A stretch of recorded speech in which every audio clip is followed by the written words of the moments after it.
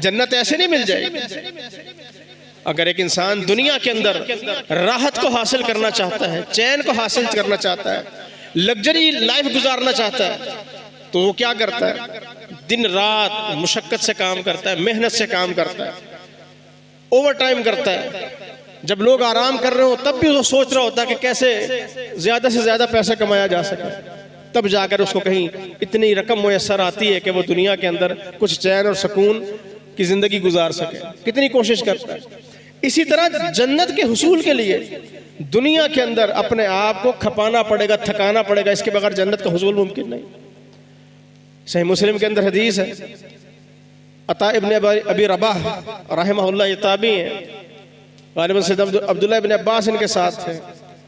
एक औरत को देखा जो स्याह थी, काली स्याह औरत, परगंदा हाल औरत। उसकी तरफ जब देखा तो उन्होंने कहा कि ये जो औरत है ये जन्नती औरत है, तुम्हें जन्नती औरत ना दिखाऊं, ये जो औरत तुम देख रहे हो जन्नत में जाएगी। अता इब्न अबी रबाह कहते हैं कि मैंने उसको देखा, उसकी हालत को देखा, मैंने सोचा इस औरत के अंदर ऐसा क्या कि ये जन्नत में जाएगी। इसके कपड़े कोई अच्छे नहीं, इसकी चेहरे के ऊपर कोई मतलब बहुत ज्यादा खूबसूरत औरत नहीं है, बूढ़ी है, चेहरा है, बुढ़ापे की वजह से झुर्रियां पड़ी हुई हैं। इस औरत के अंदर ऐसा क्या कि ये जन्नत के अंदर चली जाएगी। कहते हैं कि ये औरत जनाब मोहम्मद रसूलुल्लाह सल्लल्लाहु अलैहि वसल्लम के पास आई और उस औरत ने आके अल्लाह के रसूल से कहा, अल्लाह के रसूल मुझे मिर्गी का दौरा पड़ता है, मैं बीमार हूँ, मुझे ये बीमारी है। खुशी गमी का मौका हो, महफिल हो, तन्हाई हो, मैं रिश्तेदारों के दरमियान मौजूद हूँ, घर से बाहर हूँ, कहीं भी हूँ, किसी भी लम्हे ये दौरा पड़ जाता है। मेरे लिए आप अल्लाह से दुआ करें कि अल्लाह ताला मुझे इस बीमारी से निजात दे दे। देखें, सेहत अल्लाह की बहुत बड़ी नेमत है।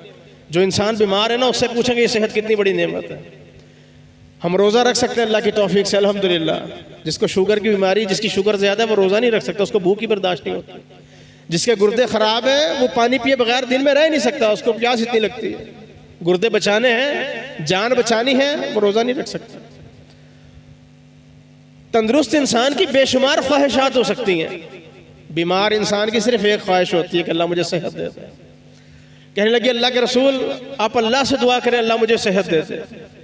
रसूल अकरम सल्लल्लाहु अलैहि वसल्लम ने उसकी तरफ देखा, आपने फरमाया अगर तुम चाहती हो कि मैं अल्लाह से दुआ करूं और अल्लाह ताला तुम्हें सेहत दे दे, मैं अल्लाह से दुआ कर दूं। आपने फरमाया अगर तू सब्र करे तो तेरे लिए बेहतर है, तो दुनिया में इस बीमारी पे सब्र कर ले, अल्लाह तुझे जन्नत दे देगा। क्या जज्बा होगा उस औरत के अंदर जन्नत के लिए, क्या तड़प होगी उस दिल के अंदर जन्नत के लिए। जमीन पे गिर जाना, मिट्टी पे गिर जाना, कहीं तन्हा गिर जाना, कहीं कोई संभालने वाला नहीं, कहीं कोई पानी पिलाने वाला नहीं। क्या तकलीफ बर्दाश्त करती होगी वो औरत। किस तकलीफ के बाद आकर उसने अल्लाह के रसूल के सामने ये दरखास्त की होगी। लेकिन जब जन्नत का तज़किरा आया ना कि इसको बर्दाश्त कर लो जन्नत मिल जाएगी, कहने लगे अल्लाह के रसूल मैं सब्र करने के लिए तैयार हूँ।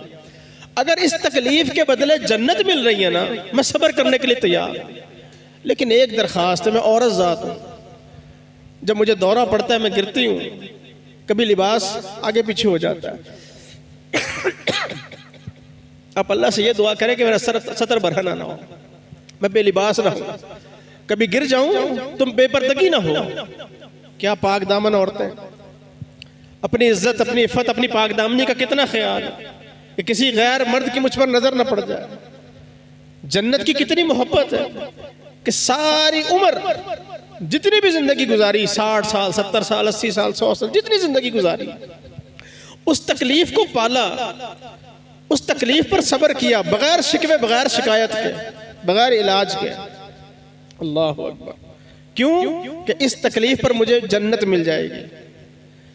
और कितने ही नेमतें ऐसी हैं, कितने ही अहादीस ऐसी हैं कि जिसमें जन्नत की बशारत, छोटे छोटे अमल बताए गए और हम उन अमाल को क्या करते हैं, तर्क कर देते हैं। रोज़ा है ना, नफली रोज़ा जो अल्लाह की रज़ा के लिए रखता है, उसके और जहन्नम के दरमियान 70 साल की मसाफत पैदा कर दी जाती है और हमसे फ़र्द रोज़े नहीं रखे जाते।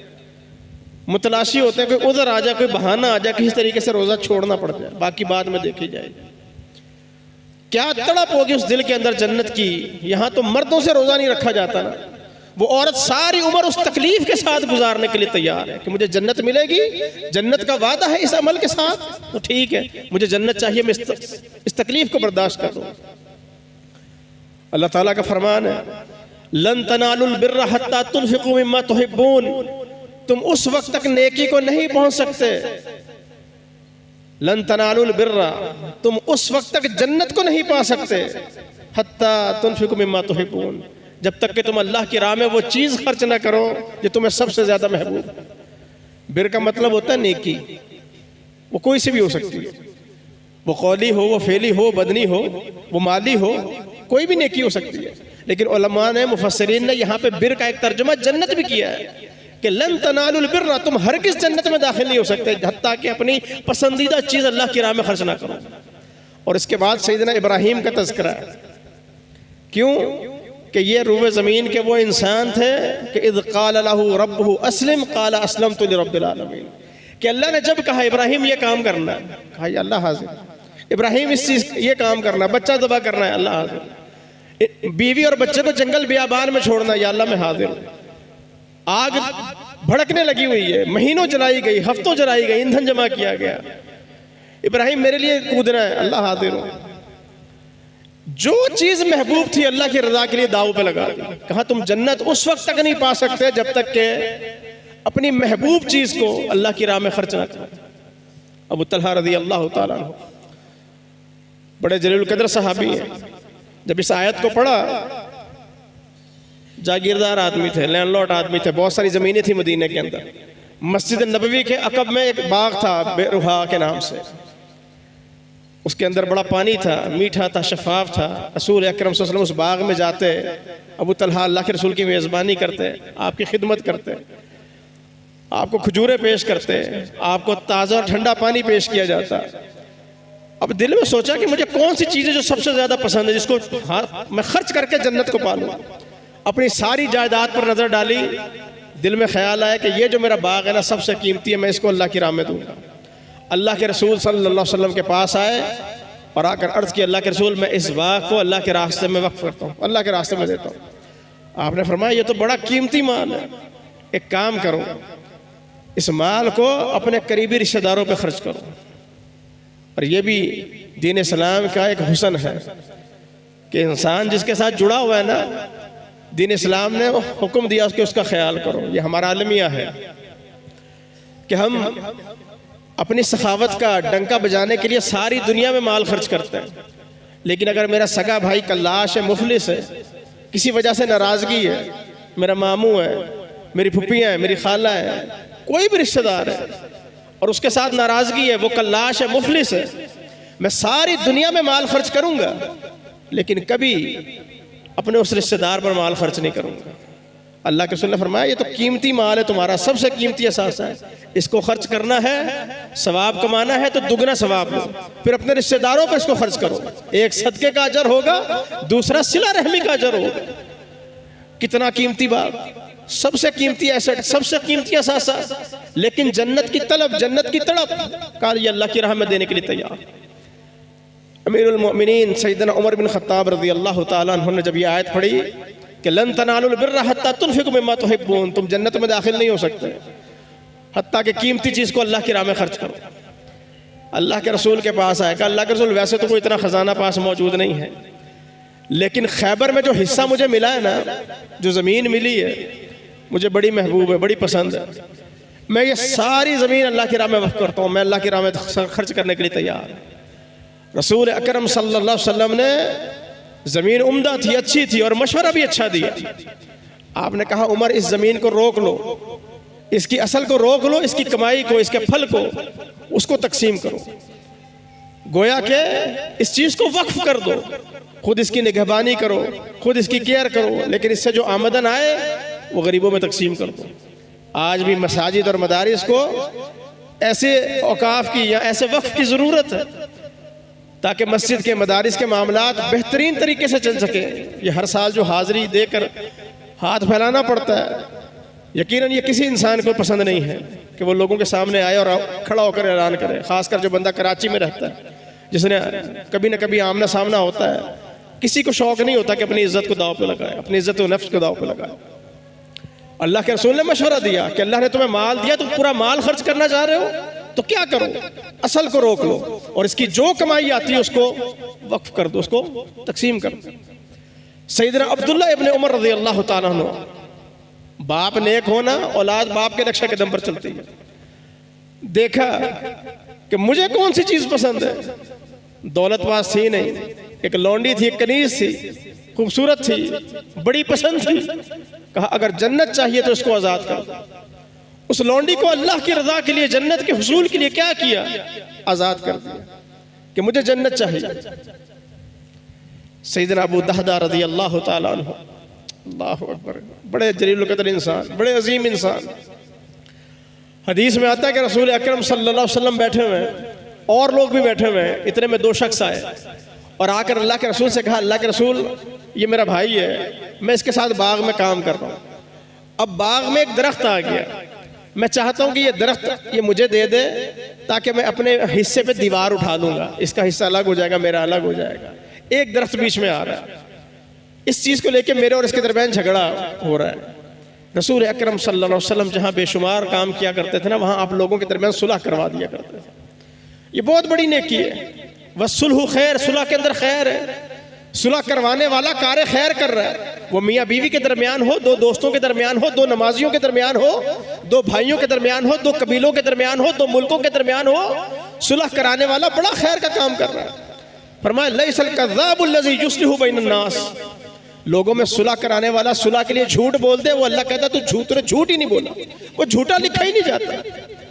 रसूल अकरम सल्लल्लाहु अलैहि वसल्लम को पता लगा कि एक खजूर के दरख्त की वजह से दो मुसलमानों में झगड़ा हो रहा है। जिसका दरख्त था, आपने सल्लल्लाहु अलैहि वसल्लम ने इसको बुलाया और उससे बुलाकर कहा कि तेरा जो ये दरख्त है ना, अगर तू अपने भाई को दे दे तेरे लिए जन्नत है। अल्लाहु अकबर। बस औकात जन्नत इंसान के तस्मे से भी ज्यादा करीब होती है, इतनी करीब होती है इंसान की, और इंसान नेकी से इनकार करके जन्नत से हाथ धो बैठता है। सेकंड की जो ताखीर है ना, इंसान को बहुत पीछे ले जाती है। एक मजलिस में अल्लाह के रसूल सल्लल्लाहु अलैहि वसल्लम ने फरमाया कि मेरी उम्मत के 70,000 लोग बगैर हिसाब किताब के जन्नत में दाखिल होंगे। सैयदना उकाशा रज़ी अल्लाह तआला ने कहा, अल्लाह के रसूल दुआ कीजिए मैं उनमें से हो जाऊँ। आपने कहा उकाशा आप उनमें से। मजलिस में लोगों ने देखा कि उकाशा ने दुआ का कहा, अल्लाह के रसूल ने कहा आप उनमें से हैं, बगैर हिसाब किताब के जन्नत में जाएंगे। थोड़ी ही देर गुजरी होगी, एक शख्स और खड़ा हुआ, कहा अल्लाह के रसूल मेरे लिए दुआ क्या। आपने फरमाया सबका का बिहा उकाशा, उकाशा तो सब कर देगी। चंद लम्हे पहले कहते तो शायद बात बन जाती। छोटी सी नेकी या चंद लम्हों के चंद सेकंड्स की ताखीर इंसान जन्नत से हाथ धो बैठता है। आपने फरमाया ये एक दरख्त है ना, अपने भाई को दे दे तेरे लिए जन्नत है। उसने कहा नहीं मैं अपना दरख्त नहीं दे सकता। अल्लाहु अकबर, मैं अपना दरख्त नहीं दे पाया। दरख्त का मालिक था, उसकी मर्जी, बेचे ना बेचे। रसूल अकरम सल्लल्लाहु अलैहि वसल्लम खामोश हो गए। अल्लाहु अकबर। अबू दहदा रज़ी अल्लाह ताला अन्हु ये सारा मंजर अपनी आंखों से देख रहे हैं। दिल में ख्याल आया एक दरख्त का बदला जन्नत।